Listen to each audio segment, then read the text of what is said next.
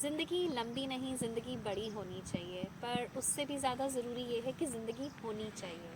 जी हाँ, आज अगर आप सांस ले पा रहे हैं, खुलकर मतलब चीज़ों को देख पा रहे हैं, महसूस कर पा रहे हैं, तो डेफ़िनेटली आप उस जीवन के वरदान से कहीं ब्लेस्ड हैं। पर वही बात है कि कहीं न कहीं फिर सोच ये जाती है कि उस जीवन का क्या करें जिसमें यस अपना शरीर ही हमारा साथ नहीं दे रहा है।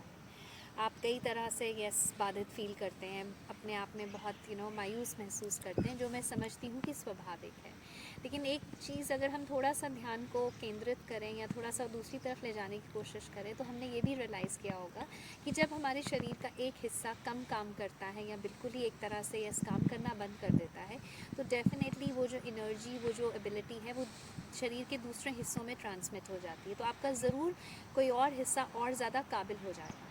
जैसे जो लोग मतलब यस देख नहीं पाते हैं या कहीं ना कहीं यस दृष्टि के उससे विकलांग होते हैं, तो उनकी सुनने की काबिलियत, उनके महसूस करने की काबिलियत और ज़्यादा अच्छी हो जाती है।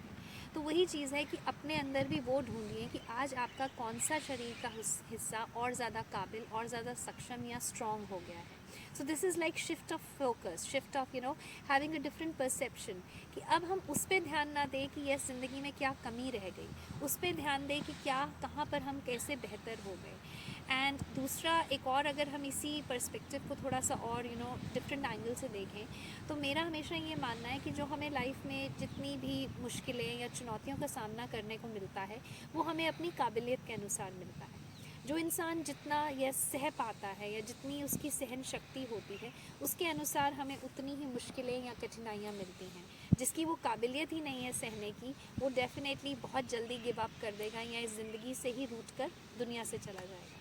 तो आज अगर आप यस ज़िंदगी जी रहे हैं, सांस ले रहे हैं, राइट, तो फिर अब थोड़ा सा ये पहले तो शुक्रगुजार होइए, राइट, कि यस आप काबिल हैं। तभी यस ईश्वर ने आपको यस जो भी मुश्किल का में डाला परिस्थिति में, वो इसलिए क्योंकि उन्हें आपकी किसी और काबिलियत को निखारना था, किसी और तरह से आपको यस दुनिया के सामने मतलब यहाँ दुनिया के साथ जोड़ना था।